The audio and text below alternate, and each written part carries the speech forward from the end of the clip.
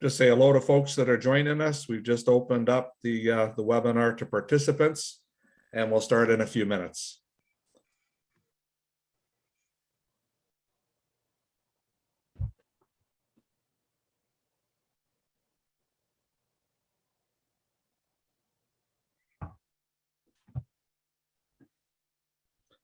Well, we're up past 60 participants already, guys. So looks like we're going to be busy. It's great. Can they see us? They can see us, yeah, and we're visible and can be heard, and they can't be seen or heard unless we allow it. So it's a good way to moderate such a huge a group like this. For sure. But they can do questions through the Q&A or raise issues with the chats. Yeah, thanks, Darren. Will there be a screen where we can see the questions, or? Yeah, I think the panelists can see them, but I'll moderate that and read them to everyone, Brian. Okay. Yeah.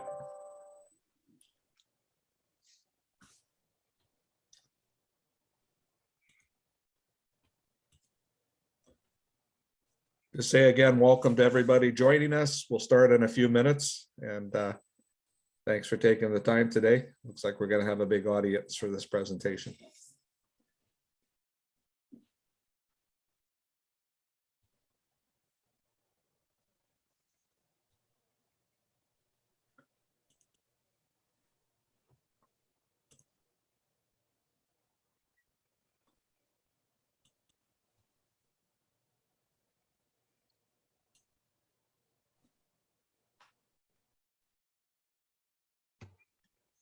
Well, we're past 80 people now. That's great.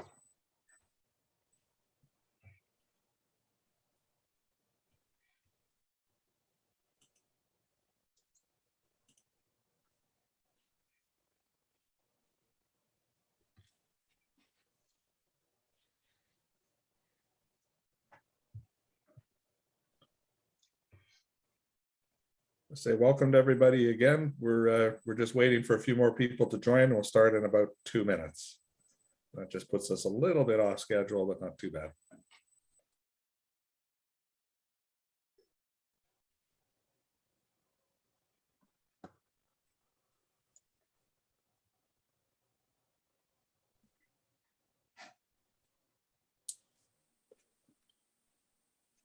We might break 100 already. That's great. Hi, Lacey.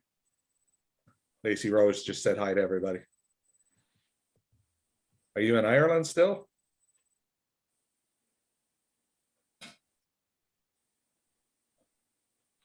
I love Ireland. Oh, no, back on Canadian soil. Oh, I love following your posts on Facebook, Lacey. Beautiful country. I've been there a few times.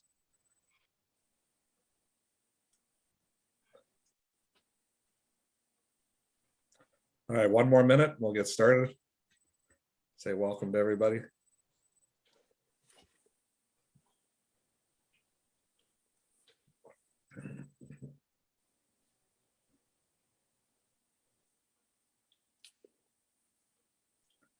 Hope my dog is going to behave for this. I'll mute myself when you're talking, Eric and Brian. Oh, we broke in 100. Right on. 6. Good. That's a good sign. Yeah.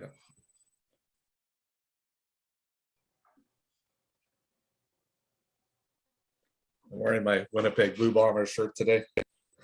But that's not going to hurt anybody's feelings who cheer for the Red Blacks.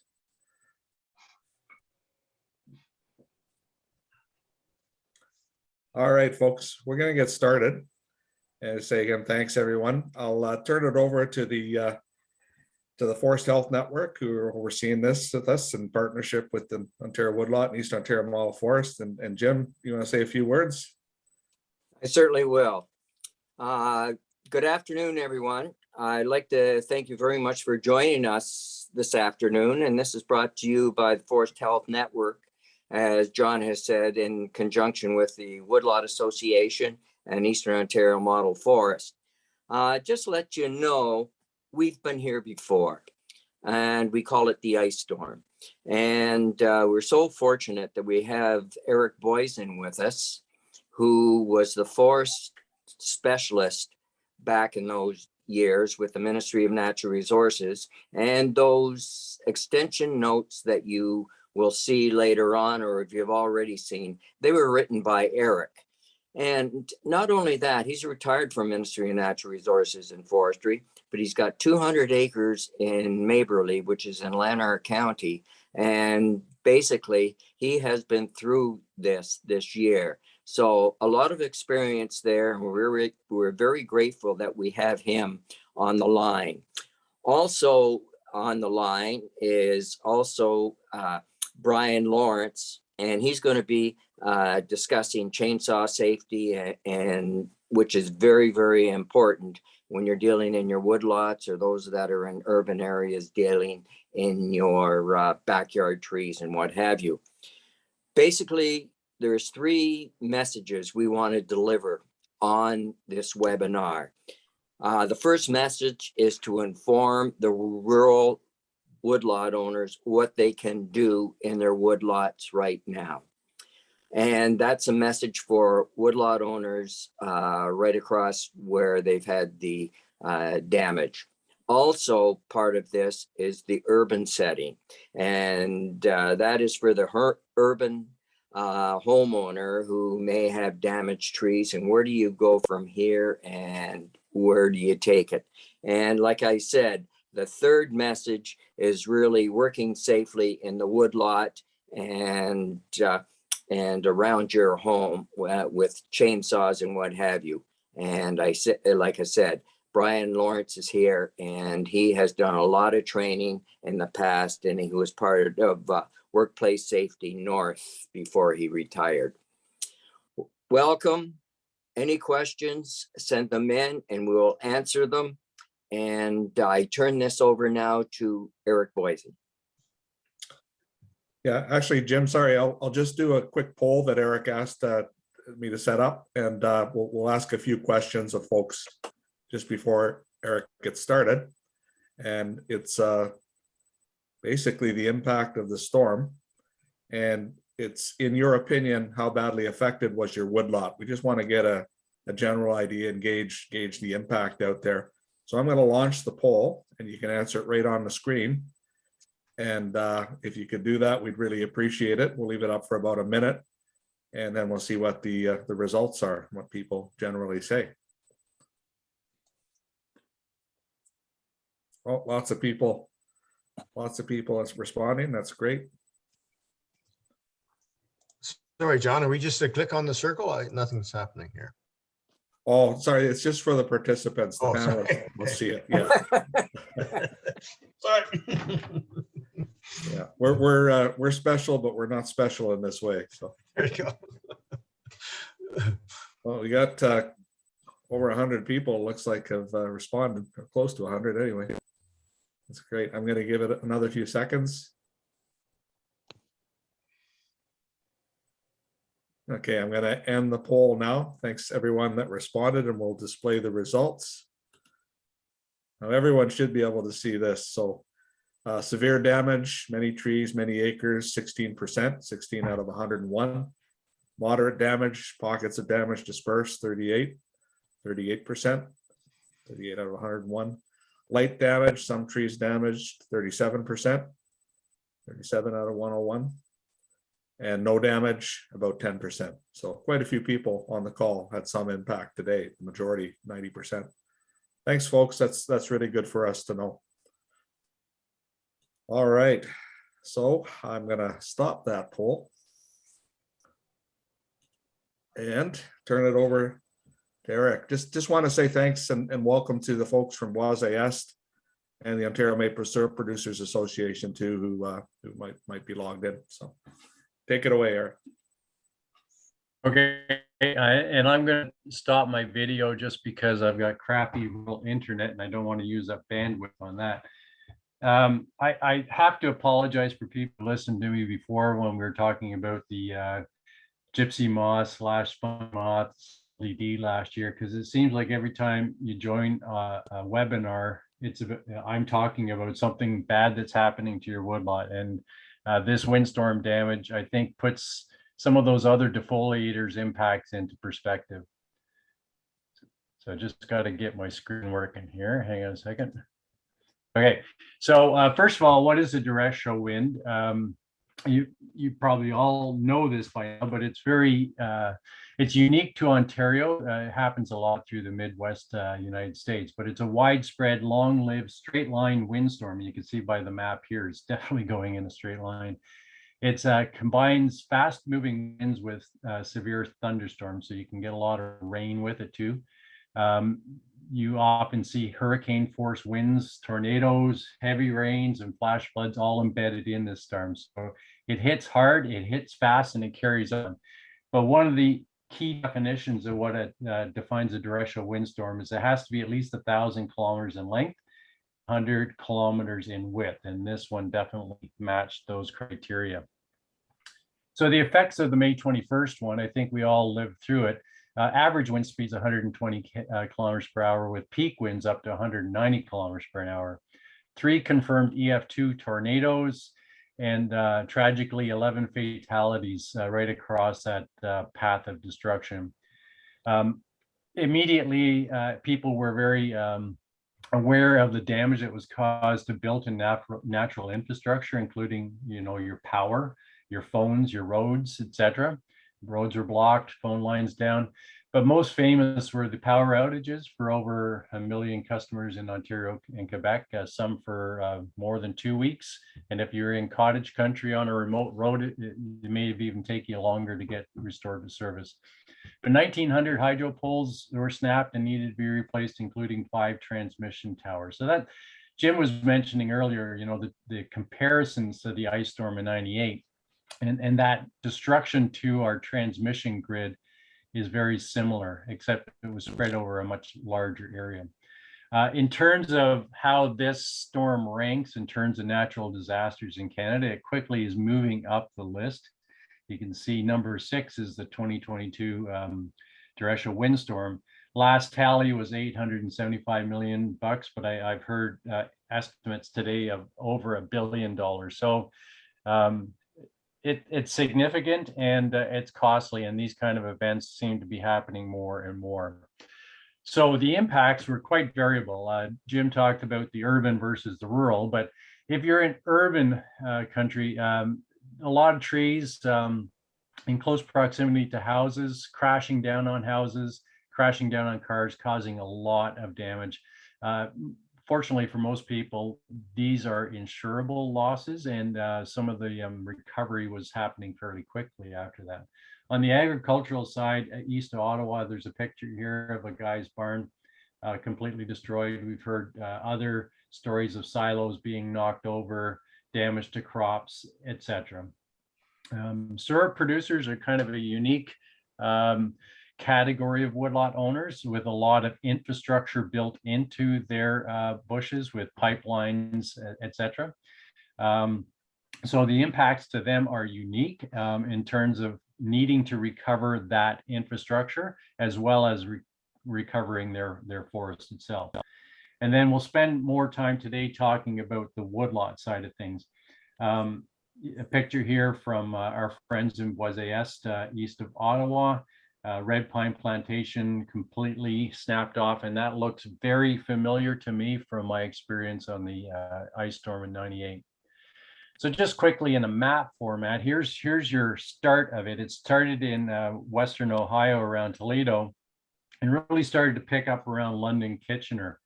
And you can see the little yellow marks in this map. Those are the heaviest winds. So Uxbridge really suffered, Ottawa, but the blue outlined areas are the major paths of destruction, and then the broader yellow areas is the general track of the storm. This map comes to us courtesy of the Northern Tornadoes Project at Western University. Dr. David Sills has a very good blog that he's been posting some of these maps to.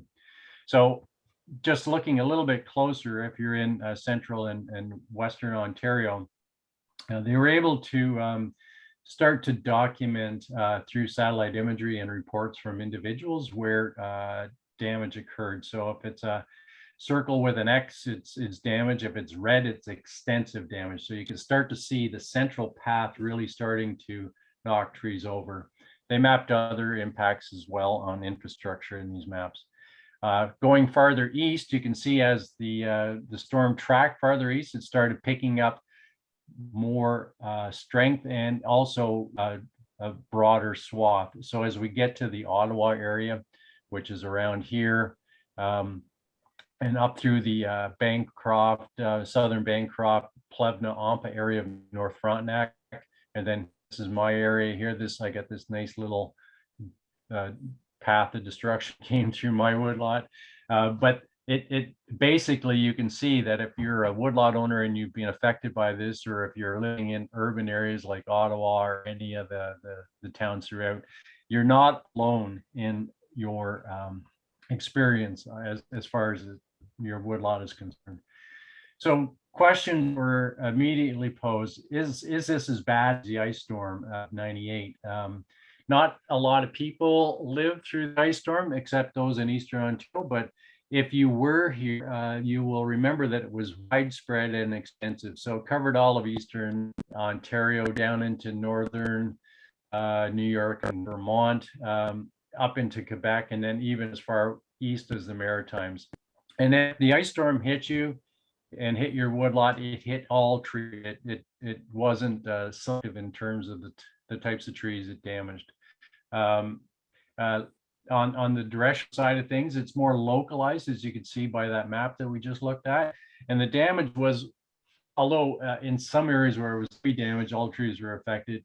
For the most part, and this kind of played out in the crop poll we just did, people are experiencing moderate and light damage. So pockets of trees down, tipped over, and a lot of those with defects, larger crowns, older trees will seem to be affected, but other trees standing right next to them were unaffected.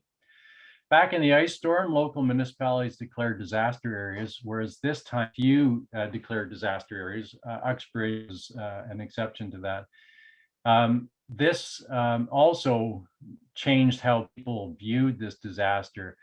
In the ice storm, there was broad public support for relief and recovery efforts. There was a lot of fundraising, a lot of donations for Red Cross, that kind of thing. And those funds then their way into various forest recovery programs for woodlot owners, for homeowners. Maple producers and Christmas tree farmers also had relief programs because the crops were completely damaged. This time around, without any mention of disaster, it triggers a different mechanism for government to assist.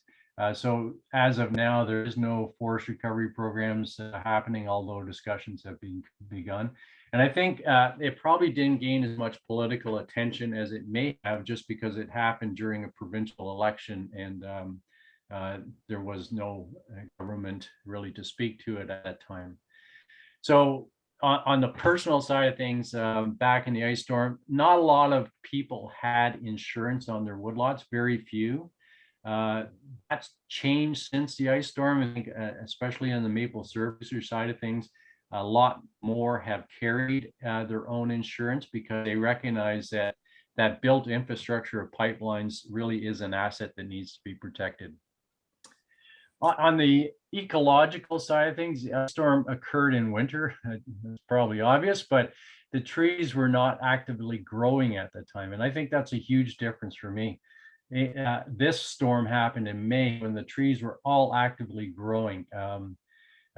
It also happened here in May when the ground was at its saturated peak. So this caused a lot of tipping over of trees at their roots, or they were snapped off at various heights or had ground damage. In the ice, of course, the ground was wet, but it was frozen below, and we didn't have as many tip over trees. We had a lot more snapping of trees and breaking crowns. And then, generally speaking, as far as who might be able to help on the salvage and recovery side of things, back in '98, there was a much larger, more robust forest industry in this part of the world, with sawmill and pulp mill markets to take up some of the damaged trees. And there was more loggers and labor around to help.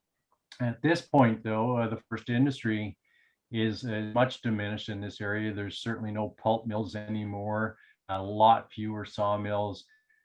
So we are possibly only targeting specialty products, salvage, that type of thing.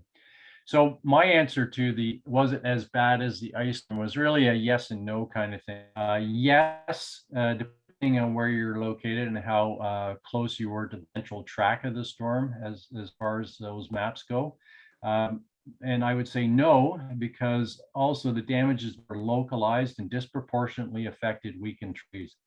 And I've been following Woodlot Health and my lot and others since 98. And even though the trees may have recovered their crowns from 98, there was a lot of hidden defects and high crown damage that we just couldn't see anymore.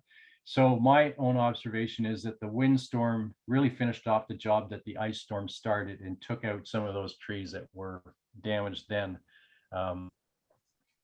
So let's get on to what should a woodlot owner do. There's little advice coming from government or other experts right now, and part of the response to that from the Woodlot Association and Model Forest was to put on this webinar so we can at least start pointing you in the direction of some help or information.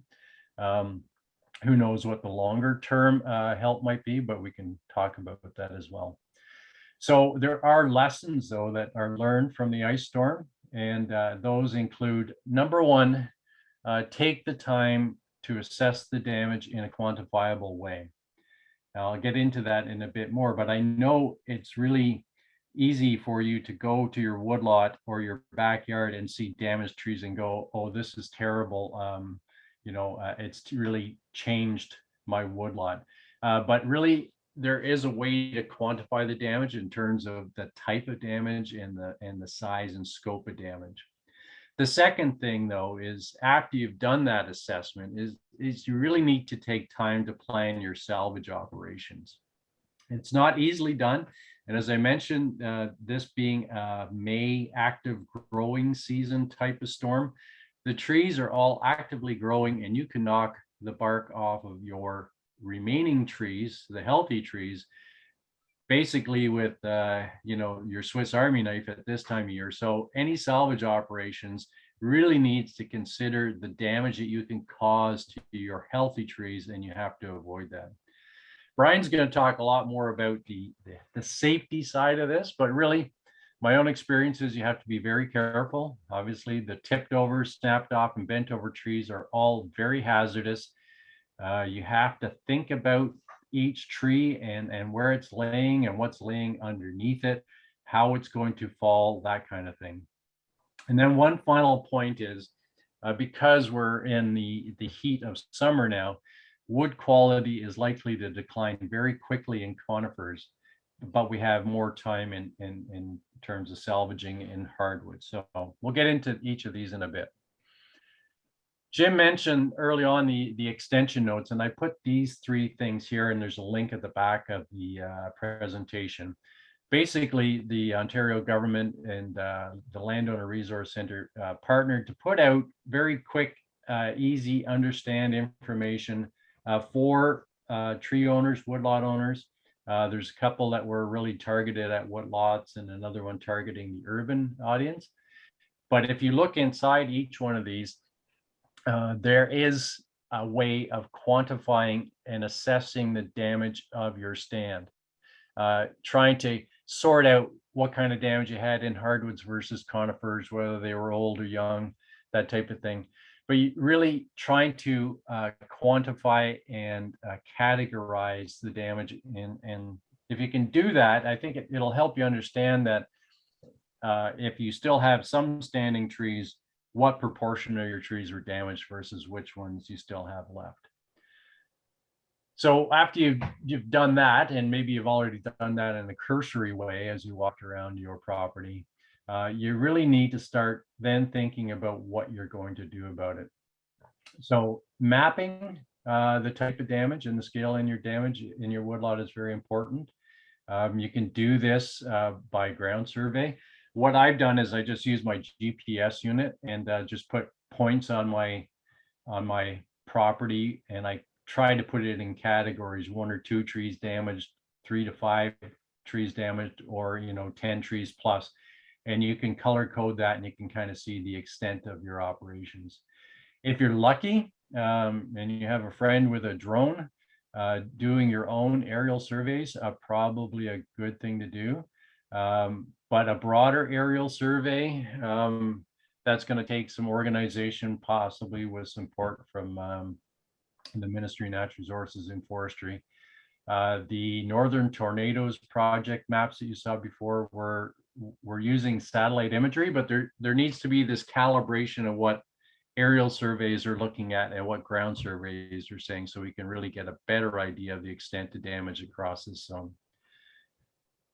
From there, you need to prioritize what you can and should salvage. I think it's obvious that if you have access roads and trails, you have to get into your woodlot. You need to start removing those trees. If you have high hazard trees, you have to assess whether or not you can reduce the hazard by felling them. And if you can't, I would highly suggest that you flag off the area to keep people out. It's going to take some time, and who knows who might come into your woodlot and trip into some of these things. And the last thing you need is a liability issue because you didn't warn people of the hazard. If you have pockets of area that have been knocked over, I'm talking about quarter to an acre in size, or even your entire woodlot, I would say that if you're not worrying about the residual trees, because there's few of those that are left undamaged, I would say you could start salvaging your operations right now. But for my own view, I've got more of a moderate damage. I'm gonna do the salvage in the fall and winter option because I don't want to wreck my residual woodlot. So I've already cleaned up my roads and trails, and I'm waiting for the rest of it until the fall and winter. On the operational side of things is you have to ask yourself the question, who can do this salvage? Is it going to be you? Do you have the equipment? Do you have the experience? Do you need the wood products? If not you, is there a logger that you can contract with? As I mentioned, there's fewer of those to access, and I'm sure everybody's calling them saying, you've got to come and help me clean up my woodlot. Brian will explain this, but depending on whether you're doing it yourself or you're getting a logger to do it, different rules will apply in terms of the safety requirements. Second question is, what kind of equipment do you have? This really relates to what size tree you need to remove. The larger the tree, the heavier the equipment, obviously. If you've got a lot of 25 centimeter and less diameter trees, maybe smaller scale equipment like an ATV with an ATV type of winch system might work. But I think for the most part, you're into tractor work if you're a personal woodlot owner, and hopefully you've got a winch attached with that as well, so you don't have to get the equipment right close to the salvage area. Finally, you have to ask yourself the question, are there any markets for this salvaged wood that you're going to be cleaning up? If it's really damaged, or if it was already damaged from the ice storm and has a high degree of cull or rot in it, the best you're going to have is firewood as a product. Perhaps if you're lucky, you've got some saw log material in there. And if it's enough to make a load, well, maybe you can sell it at the landing. Loggers will, or sawmills will purchase it. If you don't have enough to make a load, like a logging truck load, then maybe you have to combine yours with your neighbors, that type of thing. So there's lots of considerations as to when, how, and where you do your salvage operation. Very quickly on the woodlot side of things, the type of damage that you're experiencing, top left, a lot of tipped over trees. As I mentioned, the soil was pretty saturated, so a lot of trees were easily tipped over. Top right, there's a picture of a mature cull maple tree that was standing healthy, full crown, and yet there's the residual damage caused by the ice storms, some internal decay and rot. Bottom left picture, you can see the tipped over saplings and polewood that got bent over as an adjacent tree came crashing down on them. those are the ones that I feel more upset about losing, because they were my future trees, but those things are not going to spring back up into any kind of upright form. So you probably have to take those trees down at the base and hope for either some stump sprouting or a release of natural regeneration on the ground. Middle picture bottom, there's our typical thing that we always talk about in any kind of tree marking program, is look for those structural defects, the high risk trees. And this was a high V fork, very weak junction of tree, and you'll find these in all species. So what happened? Well, it split right down the seam that had been working away for the last 20 years. You know, without the windstorm, that tree would have stood for another 20 or 40 years, but it was never going to improve in its value, just in its size. And then finally, there's the challenge you have to face is you're looking at your access roads, huge tops, and you have to approach these by cutting the higher start at the top of the tree and then start cutting up in sections until you get to the junction of the branch on the main stem.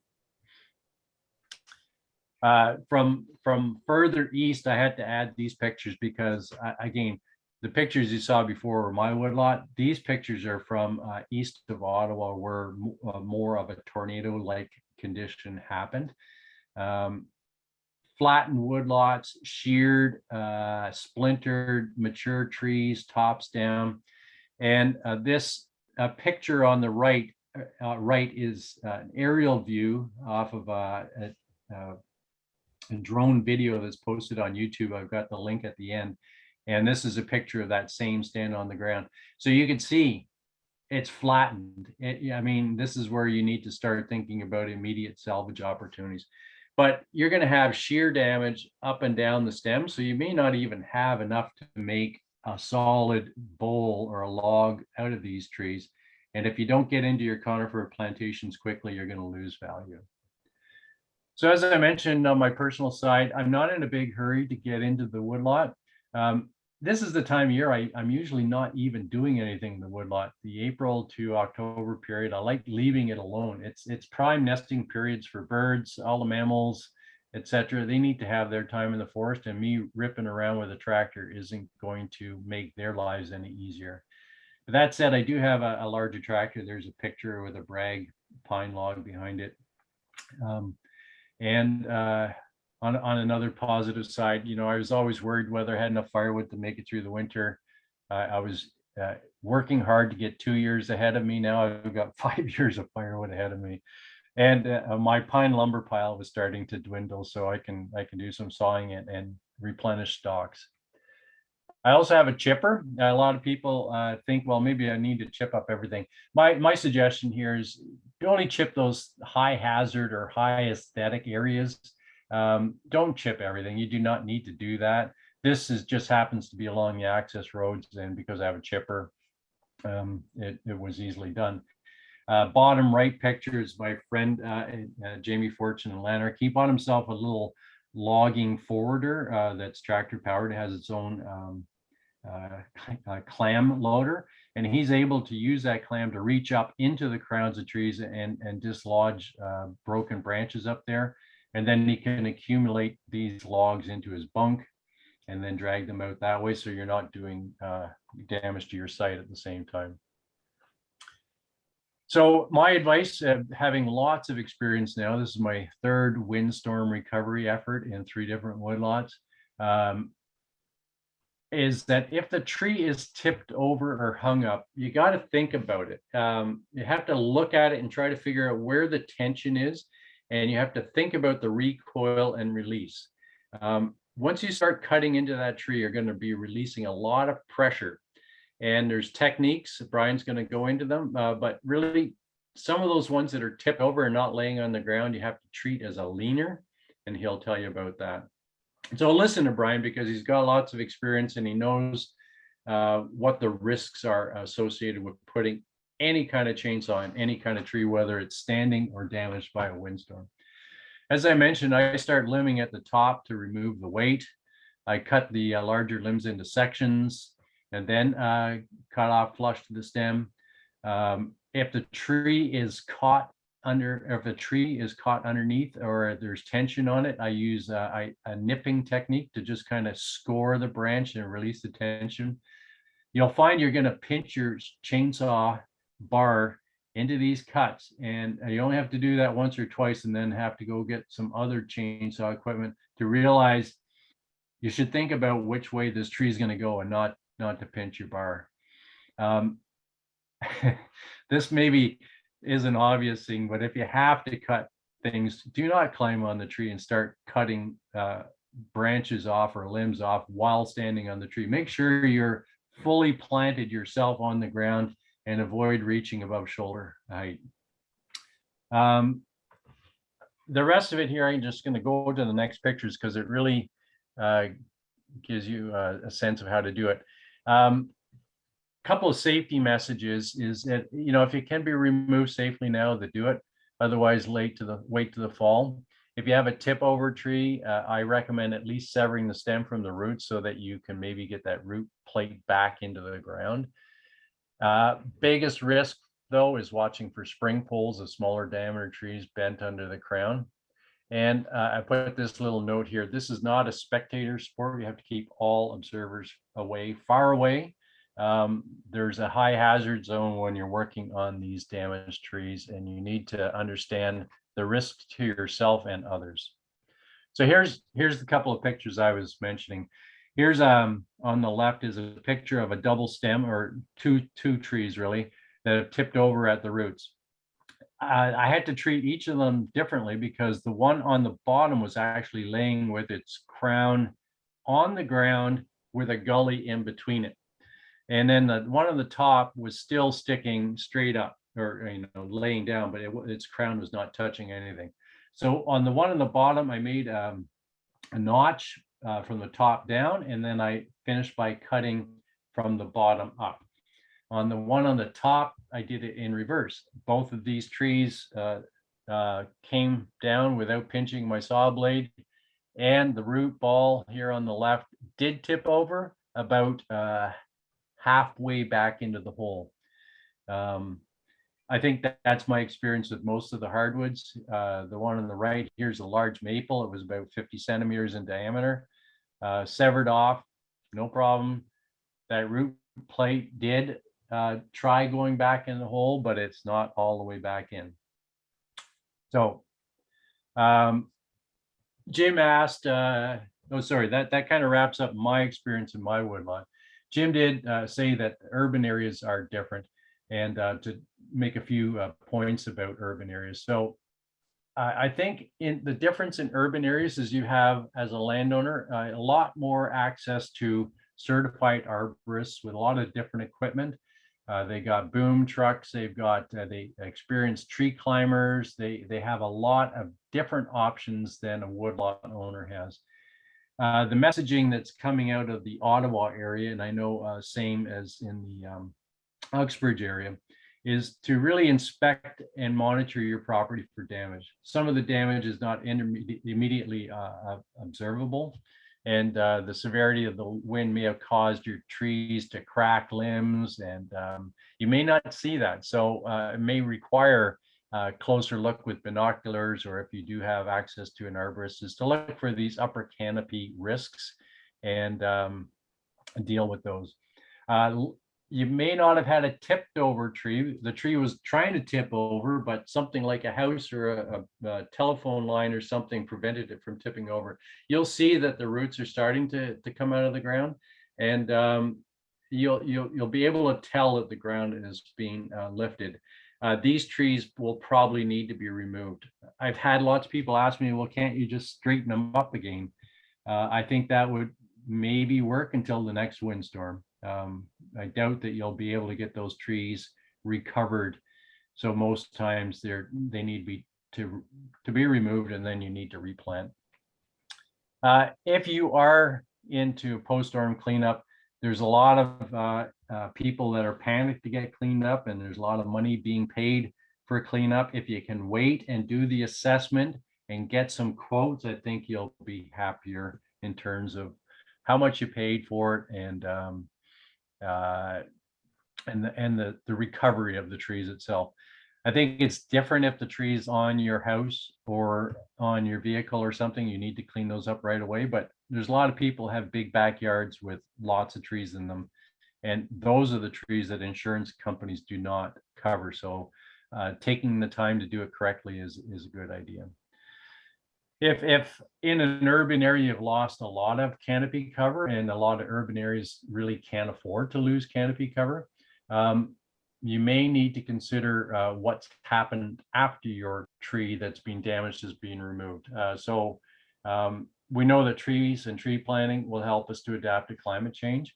So pick the right tree, pick the right size of tree, pick the location, and try to recover your trees by planting some. Main point here is don't plant them where utilities are located. So make sure you check with the city on that point. Also diversify the species. Look at all the species that were damaged in your area, and well, I'd recommend not planting the same ones or all of the same ones at the next time. After that, you need to do regular pruning, and this is something that hasn't been followed by a lot of people, but in an urban area, sometimes the crowns can outsize the room that is available for the tree to grow.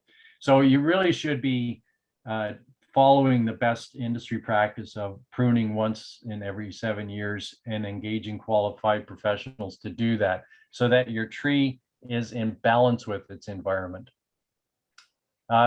Just in case you are considering doing your own pruning, because this is something that landowners can do, there's ways of pruning properly.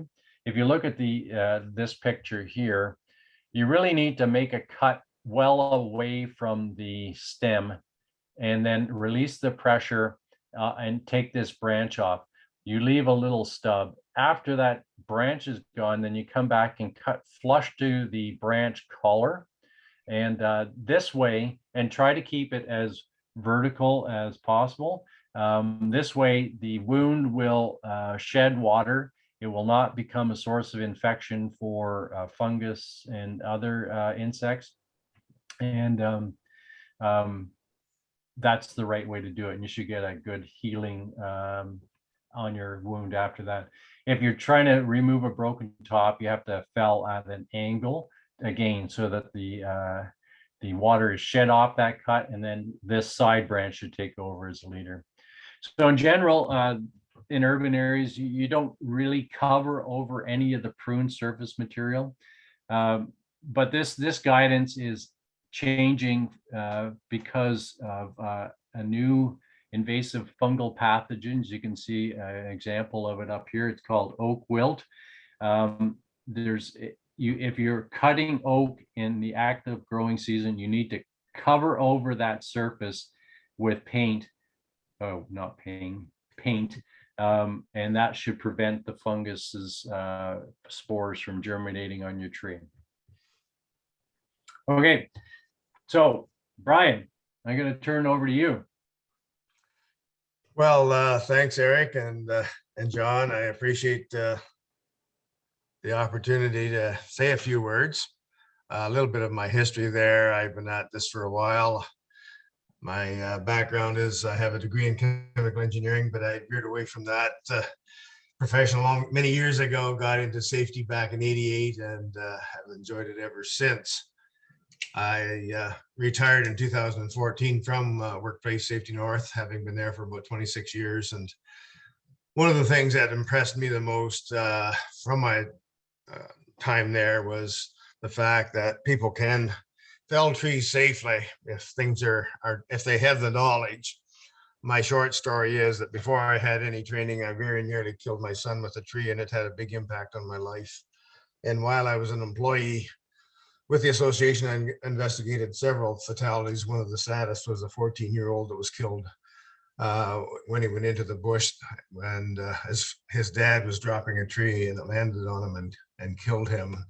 And I investigated that fatality shortly afterwards, and what a heartbreak that was. So I'm always anxious to share information, and some of you may be aware that we had 3 articles in earlier editions of the Woodlander. discussing some tree felling techniques. And as I mentioned, I'm always anxious to share this information. I just completed 2 weeks of solid training in the Peterborough area, last 2 weeks. Had over about 40 people there on different sessions.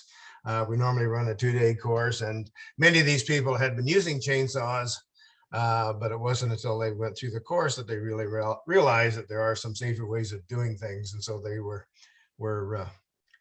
appreciative of what they've learned. I've also, as a result of the articles in the Woodlander, conducted a couple of courses for woodlot owners, and we may be doing more in the near future. All right, so to get into the presentation here then, because of time constraints, I've been able to put a few ideas together.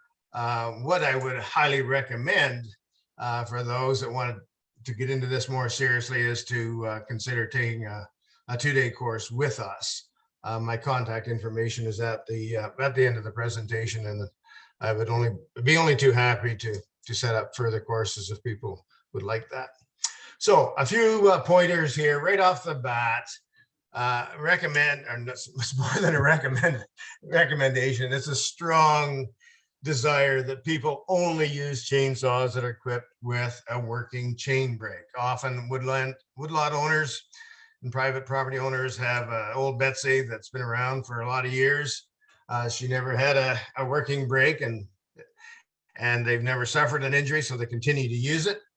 But the possibilities of a kickback and serious injury with a saw without a brake is great. So I highly recommend you don't use a saw without a brake. Something I do on many of my courses now, especially with people with limited experience, is I have a couple of battery operated chainsaws. And often we will get people to do some delimbing and some bucking with a battery operated saw to get some familiarity with the operation of the saw. Then they graduate to a gas model. And so that's a real good way to get some experience. Also, if at all possible, use this chainsaw with your left hand on the forward handle and your right hand on the throttle. Again, only when cutting. On one of my recent courses, one of the woodlot owners that contacted us through the articles in the Woodlander didn't realize, and this man's probably in his 50s, he didn't realize until the course that he was actually using the saw left-handedly. The saws are designed for right-handed use, unfortunately, and so it may take some effort, but we encourage people that have been using the saw left-handedly to make the switch. After the course, this gentleman sent me a text and saying it was amazed at how much better the saw operated when he used it right-handedly. And the other thing, note here, is if you are unfamiliar with the handling of a chainsaw, I highly recommend that you work with an experienced operator until you get comfortable in delimbing and bucking. Do those things first. And then, these are standing trees or logs on the ground that aren't even under tension. Because if you start right into tackling those that have been damaged by the storm, the chances of severe injury are great.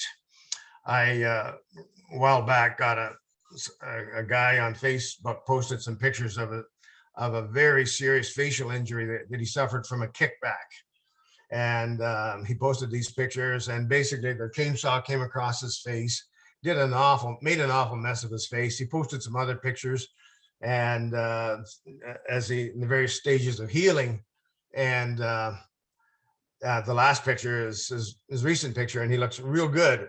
So I ended up texting him, and I said, "You must have a good surgeon." He said, "The best." I just found out recently, a course that I ran, that this guy actually lives down down towards Kingston. I thought he was an American, but he actually is Canadian, and his family has had a tree service company for over 20 years. So this wasn't a newbie. This was a guy with over 20 years experience that suffered a kickback to his face. On that course, where I heard about him, there was a lady on the course, and she and her partner run a tree service company. And just a few weeks before the course, she'd actually suffered a kickback to her leg, even though she was wearing leg protection, cut chaps, or the saw cut right through, and she ended up with a very severe injury that required surgery and stitching. So trying to address trees that have been twisted or bent over or uprooted is not a real good place to start. Recommend that you start on something more stable before you tackle those. Again, I recommend that you might consider taking a chainsaw course, either with myself or someone else, just to alert you. We have what we call the new and the old trainers out there. There have been some recent changes on the part of Husqvarna and Still. They have made some modifications to not only to their manual, but to the saws themselves. And that is with respect to the boring of trees. I've been doing it for a lot of years and have been promoting it extensively for many years. And both of those two saw manufacturers have switched in their manuals from back cut to boring, and have even on many of their saws added an additional sight line to assist in the boring process. So if you're choosing a trainer, you might want to look for somebody who's working and using now or promoting what we call the new or advanced techniques. Also, sharpening the chain is absolutely critical, especially the depth gauges, the front part of the cutter, sometimes called the raker or whatever. The correct name is the depth gauge. Often people just file these depth gauges off without any depth gauge tool or anything, and they want the saw to cut aggressively. And once the depth gauges are too low, it's nearly impossible to bore a tree that we're going to talk about here shortly. And it greatly increases the chances of kickback. So highly, highly recommend that you learn how to sharpen the chain properly. And of course, we include that in our course. And I recommend that you carry at least one felling wedge at all times. Ideally, also have a hatchet or a hammer to drive the wedge. If you don't have one, you can always cut yourself a club. But having a felling wedge in your back pocket, my preference is aluminum, but plastic wedges are better than nothing.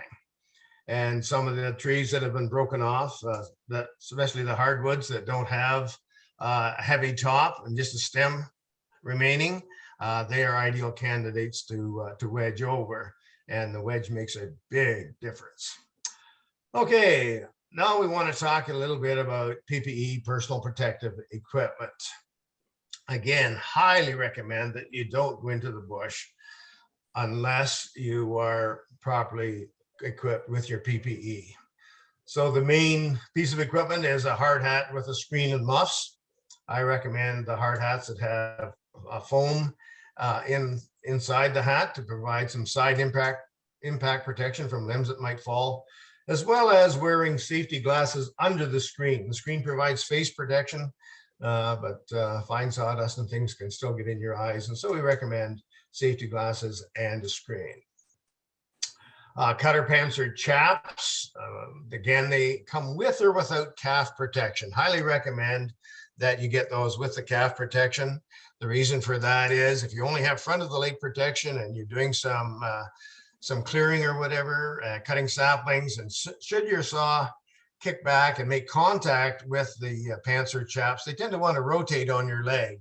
And without that calf protection, you could be into a serious injury. So it's worth spending a little bit of extra time and money to find a leg protection that has the calf protection.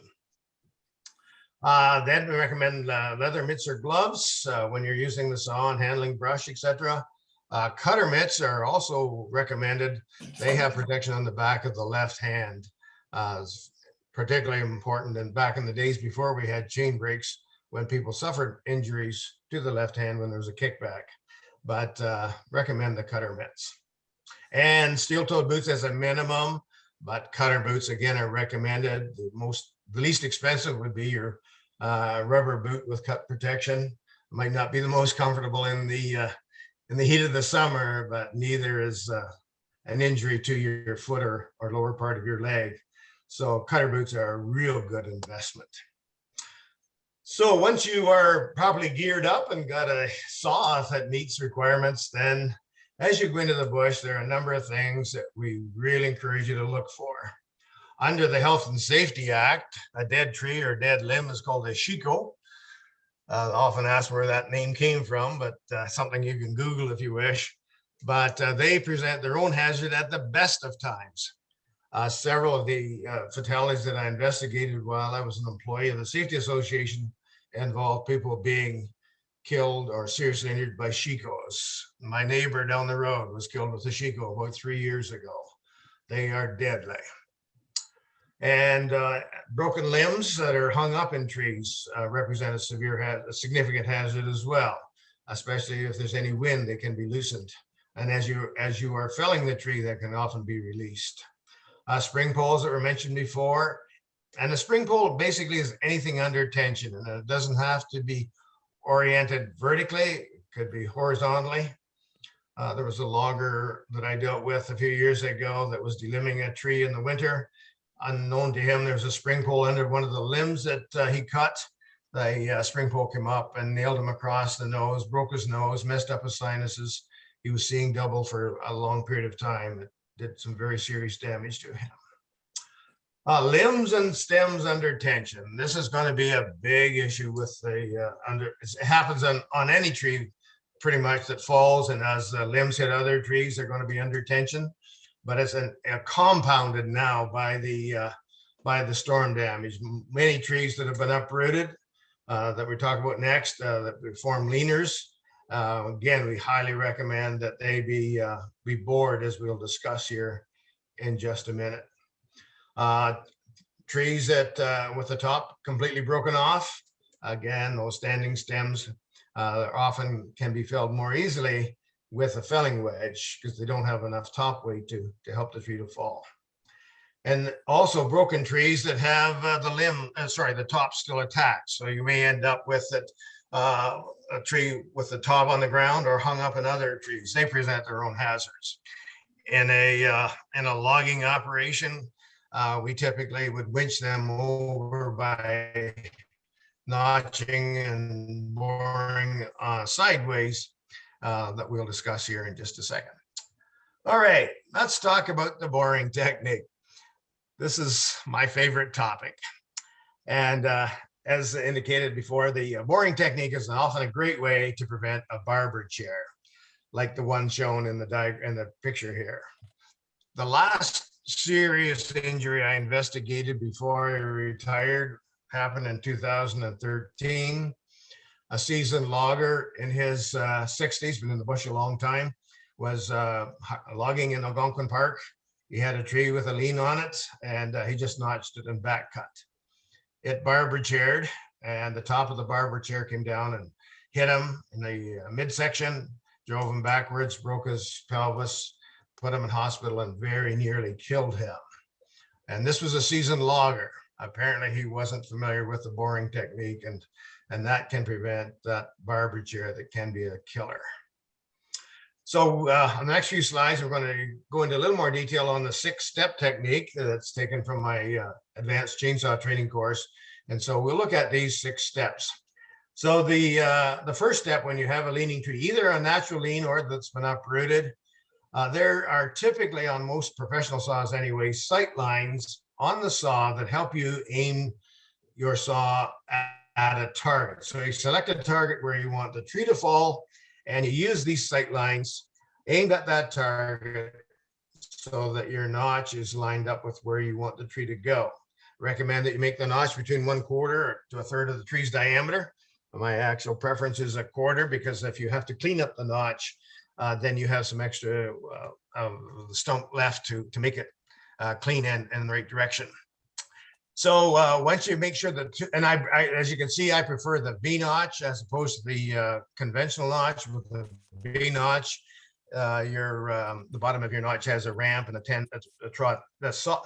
tree tends to slide down the stump rather than bounce off, as is the case with a conventional notch. So once you've made the notch, you can set the saw back in the notch and check its direction to make sure it's still lined up with your target. And if not, correct it either by changing the target or changing your notch.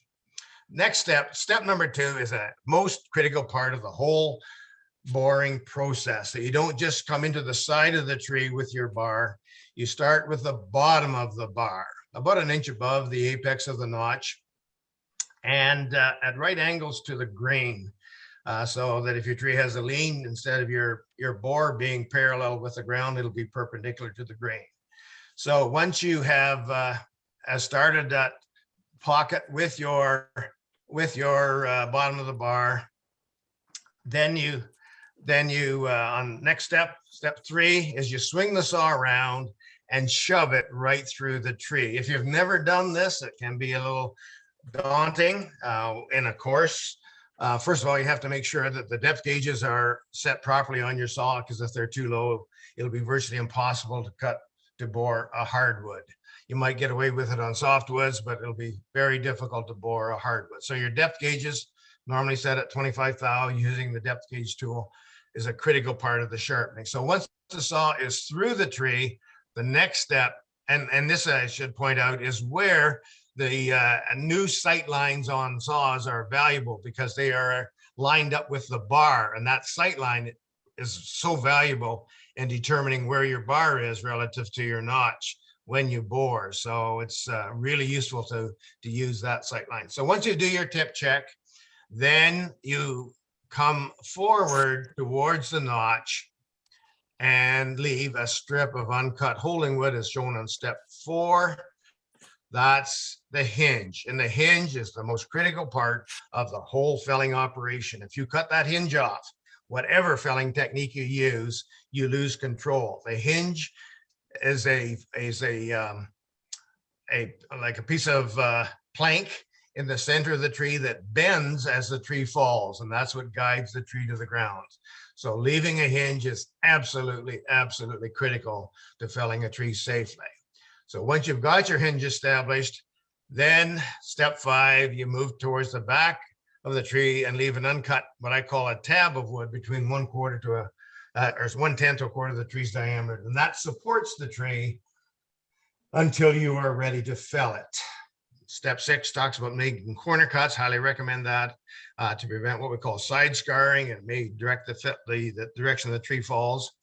And once you've done that and confirmed that you've got a good escape route, then in this case for the leaner, we drop down an inch or 2 to cut below the bore. That releases the tree and it falls under control. And I learned to do that back when I started with the Safety Association. Boy, I thought that's fantastic. And I'd never heard of boring. And again, as I mentioned, I've adapted that for almost all trees that are more than 10 inches in diameter. If you come on a course, we'll show you how to use a wedge and the boring technique as well. Next slide. I think that's Okay. my slide. Okay. Can I make just a couple of, oh no, sorry. Actually, this is my slide still. Oh, is it? It is, yeah. Here's your slide. Yes. Okay. So some general salvage tips and precautions. One thing I didn't mention yet, and that was on one of the participants that was on a course with me just last week, was involved in the cleanup in the Peterborough area, and he was badly injured by a bell line. It was on the side of the road. A tree had knocked the line down. A tree was holding the line in position out of alignment. He was on the inside, on the ditch side, and when the operator of a piece of equipment lifted the tree, the bell line sprung back into its straight position, and it damaged his legs, sent him flying, and knocked him unconscious into the ditch, and he was off work for a week. So I haven't talked about working around power lines or bell lines, but they represent their whole new hazard as well with respect to storm damage. Okay, so some suggestions when it comes to shikos: treat them with extreme caution. And determine if they are even safe enough to even consider cutting them with a chainsaw. Often a shiko will be so rotten that you can just push it over. And even on occasions, I will cut the shiko and bore it support it with a wedge, and then push it over with my tractor. And if you don't have a piece of equipment like that, a push pole is very handy. Just talking about tractors for a minute, as Eric mentioned earlier, if you are hiring loggers to do your cleanup work, loggers, of course, are commercial, and they come under the Occupational Health and Safety Act. And one of the requirements for loggers, any equipment used in the bush out of the truck, is to be equipped with a canopy, not just a roll bar. If you're using your tractor, highly recommend that you consider mounting a canopy on it, a roof, a solid roof. At the very least, you should have a roll bar. There was a gentleman skidding logs with a tractor in this area a few years ago. The tractor flipped and he was crushed. So the roll bar would at least keep the tractor off you as the operator. The canopy would keep you from being struck by limbs or trees. So we highly recommend that when you're in the bush that you consider installing a canopy, and it's to be welded or bolted to your tractor. Spring poles that have come up, treat them with extreme caution. Sometimes you can remove the spring pole if there's just a tree holding it. So you can pull the tree off it and the spring pole can fly up. Or sometimes you, if it's not too big, you can just grab the spring pole with your hands and pull it from under the tree that's holding it down. If you require cutting it to remove it, we recommend that you cut at the top or at the crown. If it's got a crown, an arch to it that's less than shoulder height. Again, by making gentle nip cuts. Don't cut right through it. If you cut right through, it's going to fly up. It can hit you, it can pick up your saw, etc. So what you want to do is just make gentle nip cuts until the fibers that are under tension are removed. And same thing with limbs and stems under tension. You saw the photo before there of the tree on the ground. Again, highly recommend that when you're cutting the limbs, that you cut the compression side first. Try to decide which is a compression side, then the tension side. And then again, felling wedges are helpful to keep you from getting pinched when you are bucking logs under tension. Once you make the tension cut, you can slide the wedge in, and that often allows you to cut either right through the log or cut more extensively, so you have less to cut from below. Trees that are broken with the top broken off, again, can be used as a felling wedge, as we mentioned. And again, if you're not familiar with felling techniques, using a wedge, we would be happy to explain that to you. And the broken trees with the top still attached can often be felled at right angles, so that the two pieces, the stem and the broken piece, fall at right angles to the break. And the last one I can't overemphasize enough. If you're in a situation that's beyond your skill or knowledge level, walk away. That is before you make any cuts to it. If you, under the Green Book, the Health and Safety Act, once you make a cut to it, you own that tree. And so if it's a situation you're not comfortable, highly recommend that you leave it, hire an expert, and if possible, ribbon off that danger zone or whatever, but keep people from entering that. So that's my presentation. Back to you, Eric. Okay, thanks, Brian. John, did you want to do a poll? Yes, we got a couple of quick polls we can do here. And that was great, guys. Thanks very much. So I'm going to launch the next poll before we get into the questions that are in the Q&A and chat. And this poll has to do with what people generally are planning with their salvage operations, if anything. The question is, if you need to perform some salvage operations, will you do it yourself, contract with a logger, or leave trees in the woodlot? That is no salvage. And if folks could answer that question, it should be on their screen now. Just want to get an idea of what folks are doing. So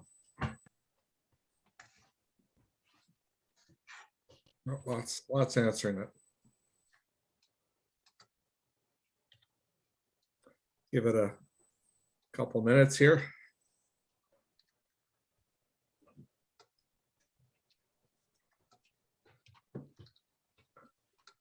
Excuse me. I'm going to close it down in about 30 seconds.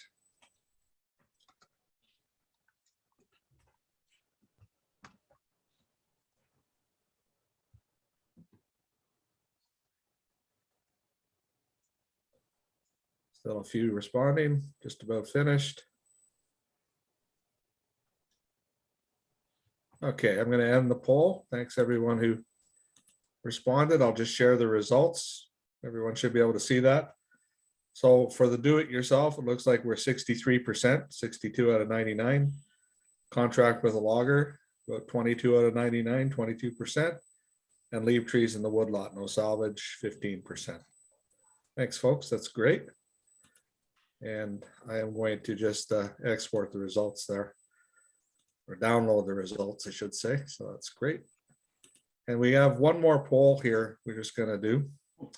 Well, John, maybe I could just finish this last slide and then that poll will finish things off. Okay, sure. Yeah, why don't I just minimize that and go ahead then, Eric. Okay, so just on that last point where we asked the poll question about leaving trees behind, I just want to make a couple points on that. Wind has always been the most dominant stand renewal force in our eastern hardwoods here. It creates uneven aged forest, pockets of new regrowth and older trees kind of scattered across your woodlot. And that's basically what we try to emulate when we're doing uneven aged forest management in our tolerant hardwoods. Anybody who's been following like old growth restoration techniques will know that tip and mound microtopography is a characteristic of old growth forests, and it's created by the root balls and tip overs. So, you know, leaving them behind actually is providing a little bit more structural diversity in your woodlot.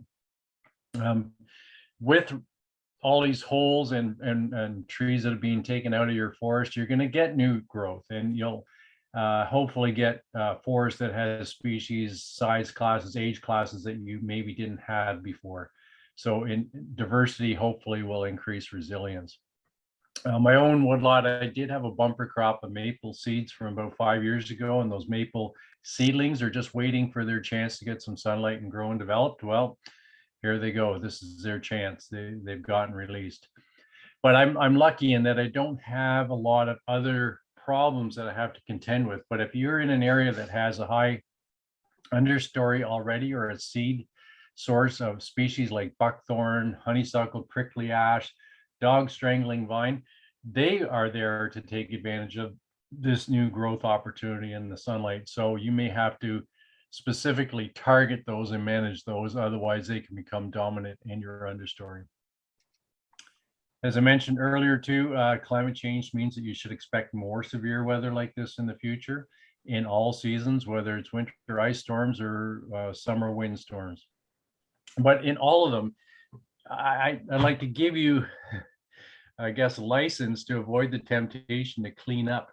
You don't have to salvage everything. You may not be able to salvage everything, and there's really no reason for you to have to do that. But you know, whatever path you choose, whether you're going to take an active salvage or a passive let nature take its course, monitor the growth and long-term impacts on your trees and forest, and just see how the forest is changing. You'll be surprised. It is resilient. It takes some time, but trees will live for 200 years, some of our species, and they have the time. Maybe it's us that don't have the time to wait. And then final thought here is I'd like you to spend as much or more time thinking about the trees you have left rather than the ones that you've lost. Your next forest is still standing there. You just have to manage it correctly and steer it in a direction that suits your needs and objectives, but also works with nature. So that's the end of the presentation. John, if you want to do your next poll. Yeah, here's the final poll. Thanks, Eric and Brian. So this is just sort of a survey to see what your priority for assistance is. And there are 6 options presented here, but if you could ask for government assistance, what would be your top priority? So I'm just going to launch that and you'll see what the options are. And if you could answer that, something we want to have on hand and a bit of a knowledge of.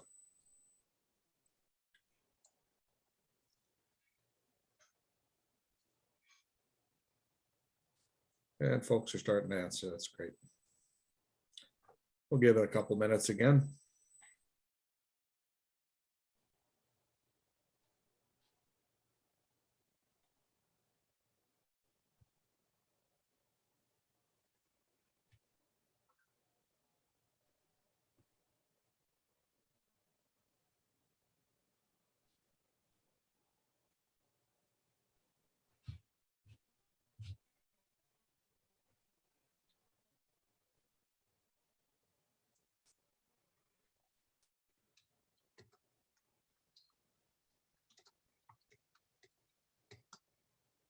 Okay, I'm gonna give it about another 30 seconds or so.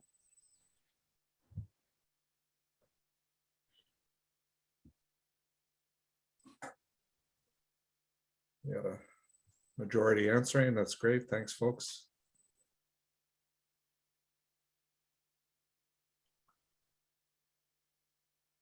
All right. I'll shut the poll down now and share the results. You can see 37% say direct on the ground assistance. 13% help to access the level and extent of damage. 11% longer term monitoring of ecological impacts. 12% help with marketing of salvaged wood products. 13% help with restoring the forest, example tree planting. And chainsaw safety salvage training programs, 13%. So quite a nice mix there, needs and priorities. Thanks, everyone. I'll just again download that file for reference. And what we can do now, I'll stop sharing the results and cancel the poll. I'm just going to basically stop the sharing right now for everybody. Just get the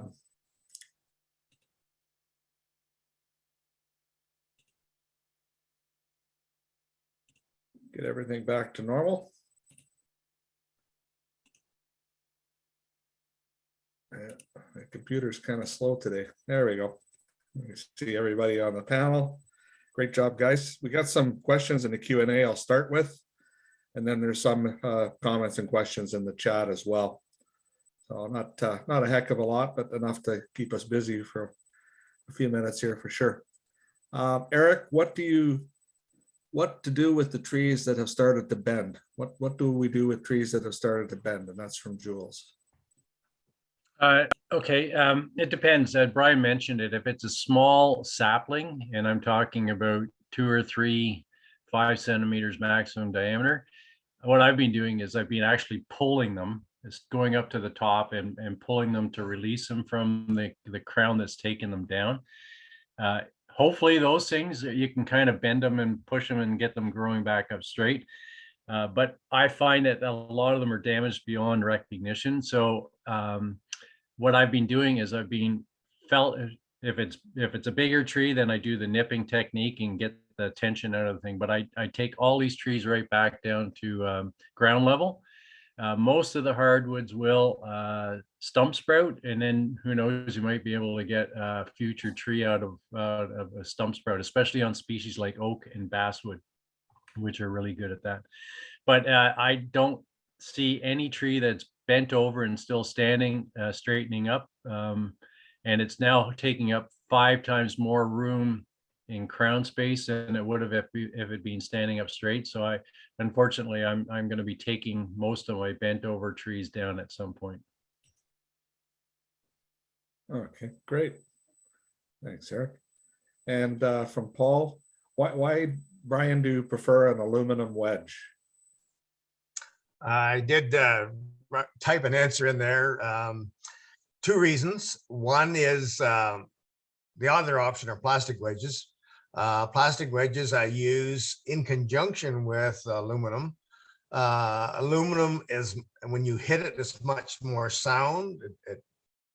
It does raise the tree better.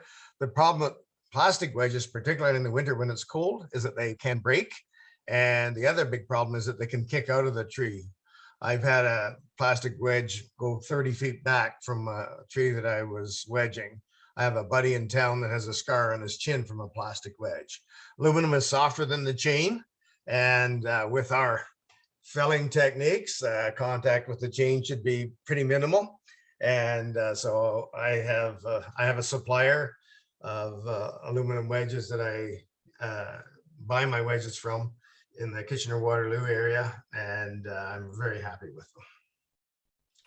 Right on, thanks.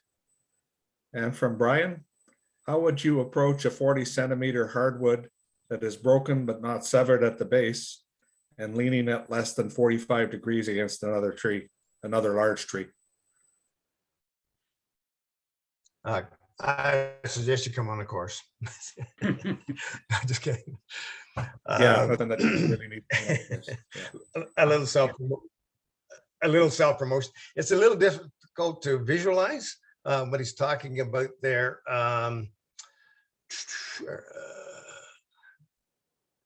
Against another. Anytime a large tree presents its own hazards, typically we would cut it on the compression side, the top, and then the bottom, and then let it separate. But if it's broken, something I do for large trees that have a seam and separated, I actually tie them together with a ratchet strap and then treat them as a single stem. And that's very useful. We did that on my son's property. We had a large pine tree that grew that separated, had a seam between the two.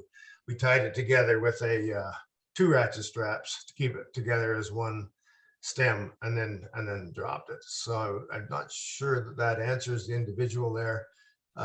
If he wants to contact me directly, send me an email with a photo or whatever, I would be happy to take a look at it. Yeah, well, like you say, Brian, there's no substitute for actual training in person. Although your articles were great, the three in the series, people still need to definitely take the chainsaw safety course in person. So there is no substitute. That's right. Yeah, exactly. Yeah.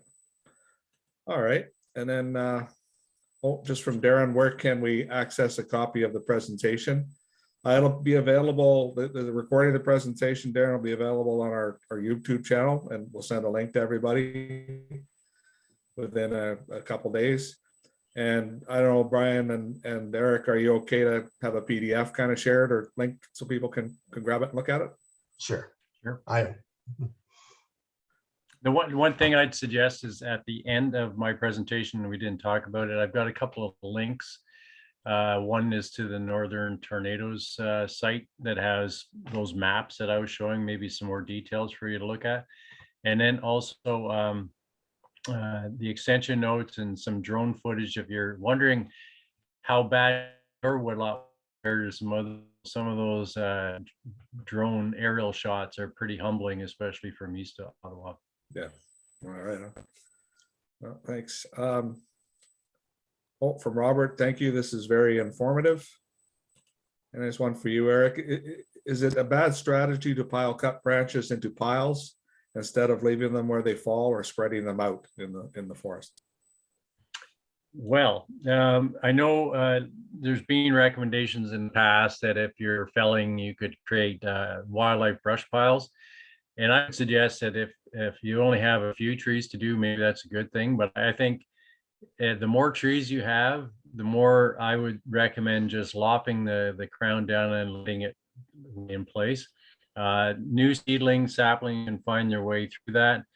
There's enough downed woody debris out there for wildlife that you need to spend your time creating brush piles. But if you have not a lot of salvage to do, then that's probably a good thing. The more you have to salvage, that just becomes an exercise.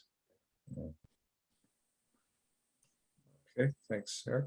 And from Richard, could you explain a little more about compression and tension, especially in a tree lying down with root ball attached? Who's that directed to, Brian or Eric? I think Brian. Okay, so typically when a tree is suspended at both ends, it wants to sag in the middle. So if you just cut down from the top, that's when your saw gets pinched.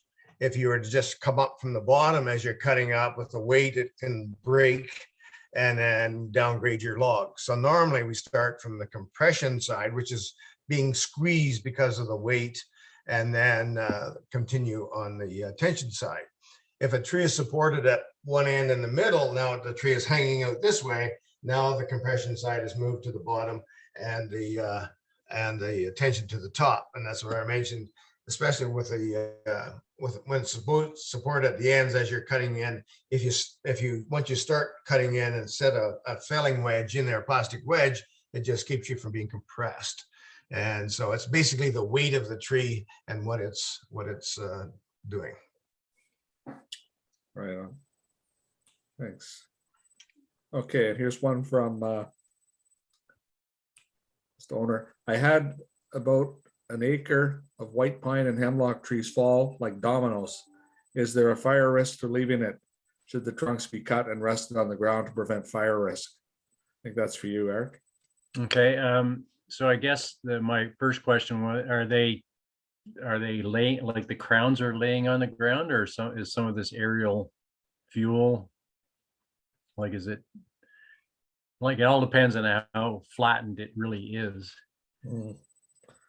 Anyway, the person, but my general answer is, yeah, if there's going to be any fire risk associated post storm, it's going to be in the conifers. That initial needle load, especially as it's drying out, could become a hazard. I think our bush around Eastern Ontario is pretty flame proof in the summertime, given all the saplings and ground plants that are there.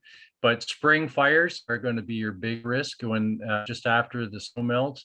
On the local fire department, and we had at least 3 50-acre brush fires this year. They all went racing through on dry leaf litter. And so I think your risk is higher in the springtime.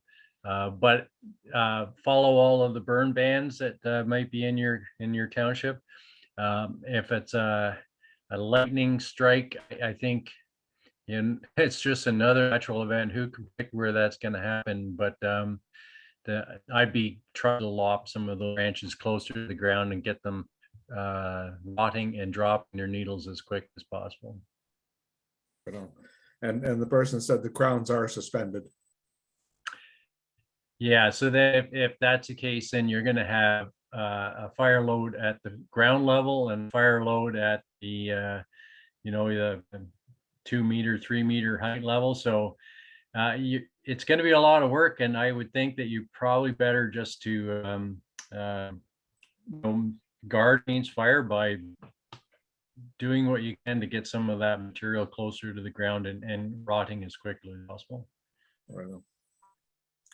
Hey, it's just a comment from John. I haven't heard of any possible insurance claims for bush damage except for buildings. Most people don't have their tubing systems listed in their insurance for maple syrup, so it's just something good to know. How are the damage? Yeah, I think sorry. That is changing. I'm also a maple producer. I know that after the ice storm here in Eastern Ontario, there were a few people that decided I better do risk evaluation and can't afford to lose my pipeline. So there's more now. I would say it's universal. But during the ice storm, there was like few, if any, that had that infrastructure insured. Yeah. Okay. And it's not that you can't get insurance. It's just people decide that maybe they want to self-insure against those kind of risks.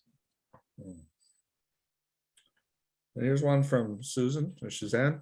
How are the damage assessments done? We have a 40-acre woodlot with extensive damage in the area planted yet. How to do an assessment? How do you do an assessment? And we've been through the ice storm, and this storm is not comparable. Yeah, depends on ice storm experience. The pictures I've seen of the red pine plantations out of Plantagenet are exactly the same as what ice storm did in around the country. So I was involved in a lot of assessments.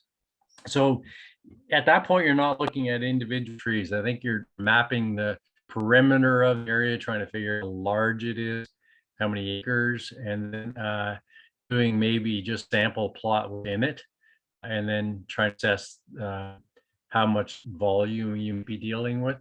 But yeah, when it's flattened, the idea of doing an assessment to figure out what you can and can't salvage is a moot point. You're starting over in stands like that, and it's really a heartbreak. But you have to use different equipment. It's almost like land clearing equipment than logging equipment. And just a comment from Bernie, I think one of your colleagues from Workplace Safety North, Brian, the boring technique is tricky. I don't recommend it for untrained, inexperienced chainsaw users. And I agree with that. But at the same time, I've had numerous, you see my comment following that. I have 2 ladies on video that I under from a recent course who bored their first tree. We practice on a stump. first before we do a live tree, and it's under careful supervision at the time of the training. So yeah, but once they learn how to do it safely, and I have what I call the modified back cut technique that is even safer still, and something I've been doing more recently, and has made all the difference in the world. Right on. And here's something from Jean. Red pine plantations destroyed in 1998 were worth, based on reports written then, about $13,000 per hectare, representing about $23,000 in today's dollars. If this is correct, is it wise to replant red pine in a fully destroyed plantation, considering this kind of destructive storm may be more frequent? Yeah, it's hard to put it into context, but I mean, on Southern Ontario, we've probably got 500,000 acres or more of red pine plantations that we've planted since 1890. And of those, very small percentages being flattened. Now, it doesn't give you any consolation if you're the owner of the flattened red pine plantation, but I wouldn't say they're at higher risk of destruction by natural events than any other plantation species. It depends too at the stage of thinning. So if you just thinned your red pine plantation, the trees haven't adjusted to the loss of their neighbors, they may be more susceptible. But I did have an example up in Rose Forest, a private landowner who'd done thinnings in his plantation, and another guy right next to him who had, the guy who hadn't thinned his plantation, it was flattened, and the guy who had done proper management was pretty much spared, side by each plantation. So I think managing your plantations is one, but you also have to manage the risk, resilience. And if you've got 100 acres, put it all into red, or would you mix it up a bit? I think that's a decision you have to make. But I wouldn't be hesitant at replanting if it's the right site for red pine. Right now, it's the only plantation conifer that actually has a market for it. Yeah. And another one for Eric. Regarding try to avoid to do a complete salvage cleanup question, as the fallen trees dry out over the next year or so, does this pose a serious fire threat as lightning strike? Hence, should we not clean up as much as possible on our property? Yeah, I would say if you're in a heavily if your forest is more conifer, I would say the risk is higher. In the hardwoods area, I would say the risk is lower. So the answer to that really is it depends. And you have to make your own risk assessment. How close are you to other forests? Are you surrounded by farm fields? That type of thing. If the forest surrounding your Blowdown is mostly hardwood, just go out there right now. It's pretty green. It'd be hard to get a fire going through there.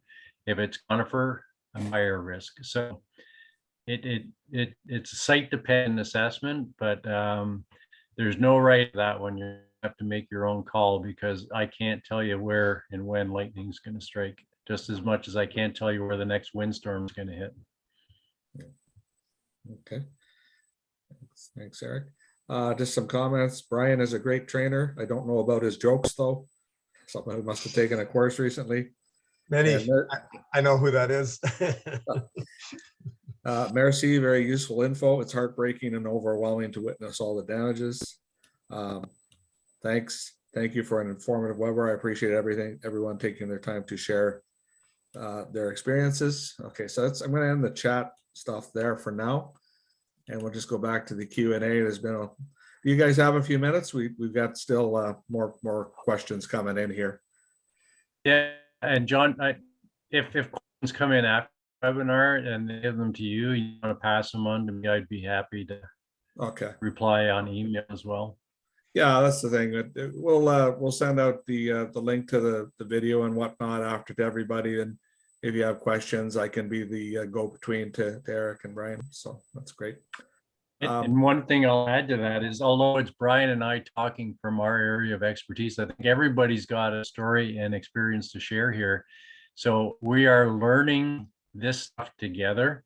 I said that this is the third woodlot I've had to do wind clean salvage in, and they're all different.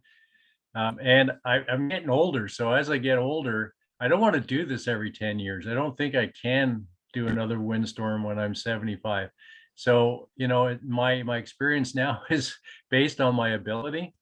And, you know, I think everybody has to make sure that you can, you know, do the operations that you hope to do. Don't overextend yourself. Don't kill yourself. Right on. That's the question from Karen. Where can you learn how to use a tractor and its attachments? Yeah, I don't know who that's for, and I don't have an answer to that one. I guess it's something you learn from somebody who can mentor you and knows how to use one. Yeah, they're the winch manufacturers, like Farmy Winch or Wallenstein, if that's what you're talking about. I think there's some YouTube videos that you can watch there. But again, understanding how never use a winch on your tractor without also having a snatch block. And the snatch block is a little round pulley thing on a strap that you can change the direction of the pull. So you pull the tree clear of its direction until you got a clear path back to your tractor. So there's lots of things, and I think, John, your advice of go help someone who knows how to use one is probably the best advice. And back to Brian's point, if you just buy one for the first time, don't start by trying to pull out a 50 centimeter log. Pull out a 10 centimeter log and just make sure you figured it out first. Yeah, no, for sure. And there's a limit to how much these things can pull. I mean, I don't know how much, you know, 16-foot, 50 centimeter diameter maple log weighs, but I'm sure it's up around 2,000 pounds. And, you know, some tractors and some equipment just won't be able to do it. You're talking about skidders now. Yeah, I can remember as a little kid working on my first farm, and I spent most of my childhood and teenage years as a farm laborer. It was great money. $3 an hour is fantastic. And the farmer the first time threw me up on the tractor and said, "There's the clutch, there's the brake, here's the gears, go." I'd never driven a standard before or anything like that. And I was about 11 years old, so pretty cool stuff. But you So, learn. John, I'll pay you $4 to come and work in my woodlot. Okay, sure. Yeah, that would be fun. All right. Just a That's few where more- most people learn to use a chainsaw too. Yeah, Yes. yeah, true enough. Will Brian share his wedge supplier info? Your wedge, you get your wedges from? Oh, sure. If somebody contacts me, I can actually give you, do you want the name and number right now? Yeah, if you want to type it in the chat, go ahead. Sure. That'd be great. Super. And then has the OWA considered pursuing the notion of woodlot insurance similar to crop insurance used for waterfall damage and flooding damage? Yeah, given our short answer, no. And given what insurance companies are willing and not willing to insure, I think it would be tough to get, but it's something, you know, we'll put on the back burner and see if there's an opportunity there to help out in some way. But right now, not on our radar in any big way. It has been stated that you shouldn't cut pine in the spring, or if you do, they should be barked because of pine beetle. Do we have an elevated risk of infection now, and can we do anything to mitigate this?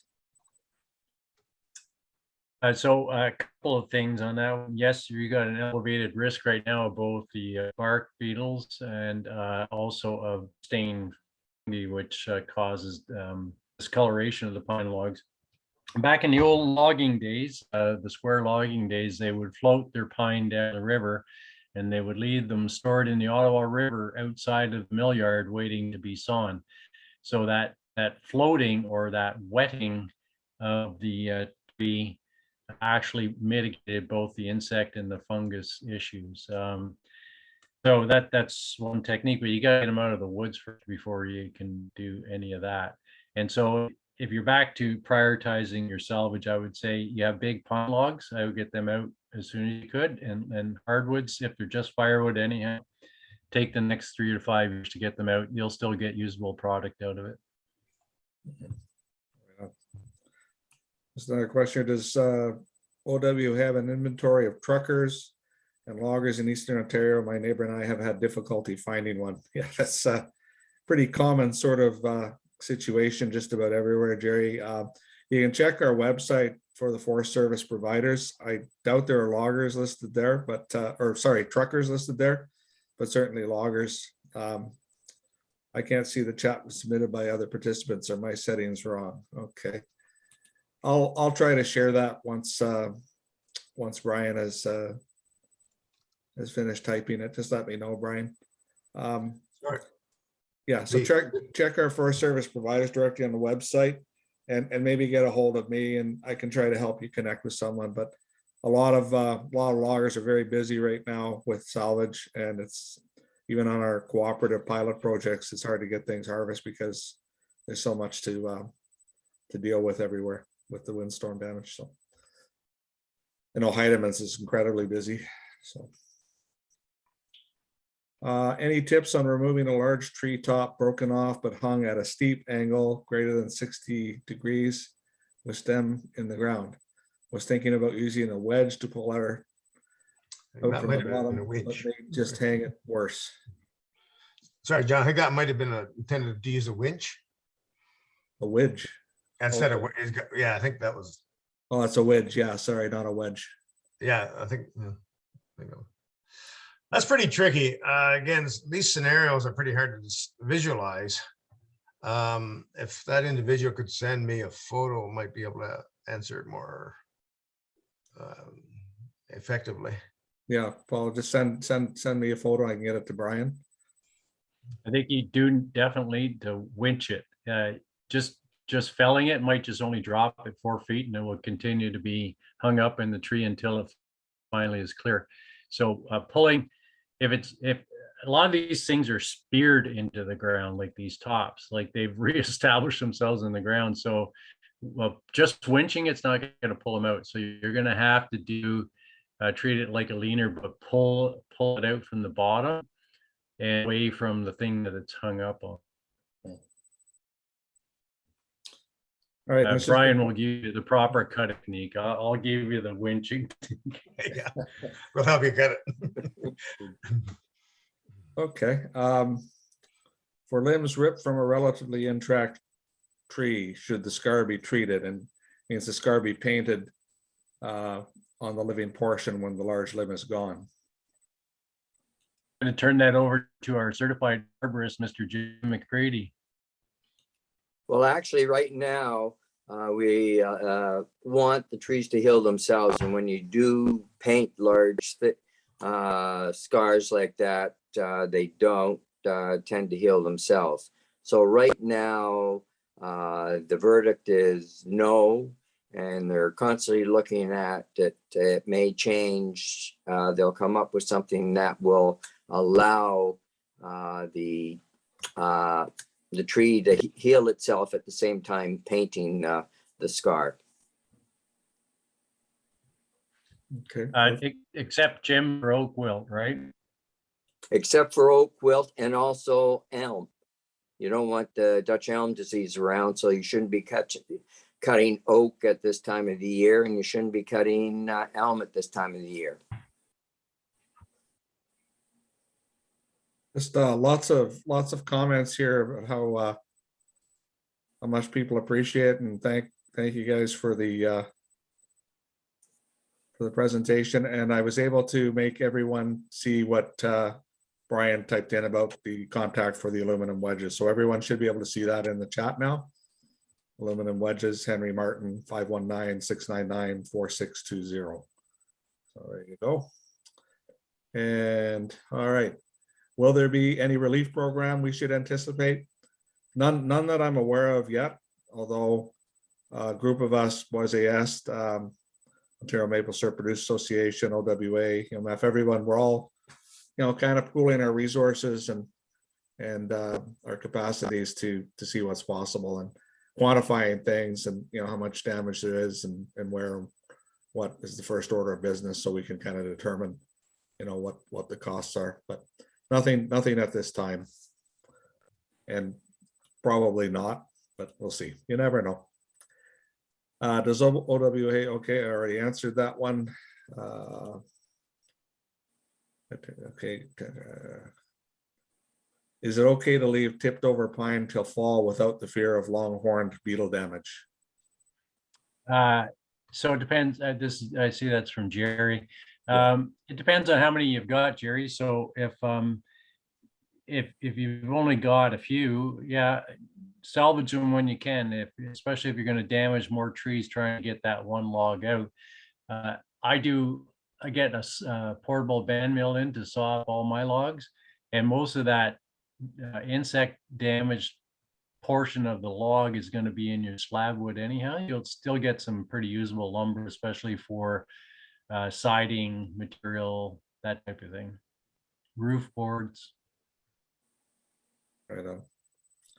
And just one final comment here, in addition to all the thanks and the informative presentation. FYI, I recently purchased an electric portable winch. 1 kilowatt, runs off of 80 volts battery, and have been really impressed by how useful it is in situations not easily accessible by tractors such as steep hillsides. And that's from Paul. Thanks, Paul. Could Paul maybe tell us what the make and model was, and we could look that up? There might be others interested in that kind of tool. Yeah, Paul, if you're still on the presentation, that'd be great.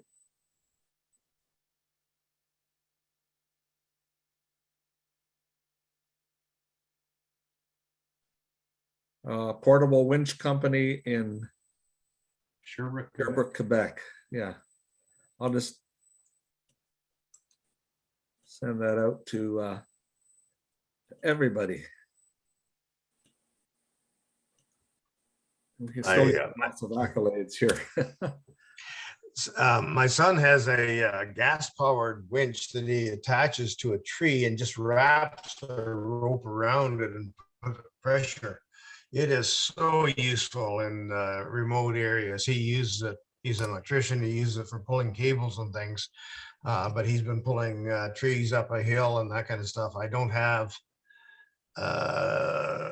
information on that offhand. I can maybe send it to you, John, or something, but it is a really useful tool, really useful. Right on. And Paul just gave us the website. I sent it to everyone, portablewinch.com. And yes, it is a capstan winch like the one you described. Perfect. Okay. Well, lots of questions in the end. We didn't have many when we first started, but boy, they poured in.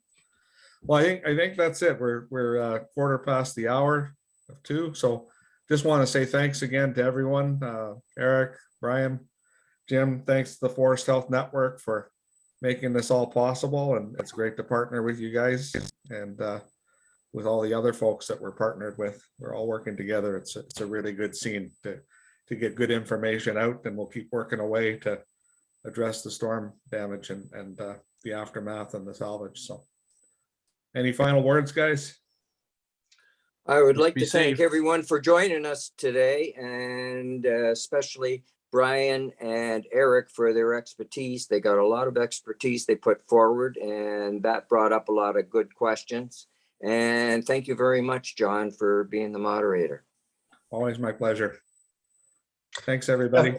Thanks, John. And as we've discussed down the road, at some point, you and I can have a longer conversation. I'd be more than happy to work with OWA on setting up some training sessions. We can do large groups on the day one, the classroom part.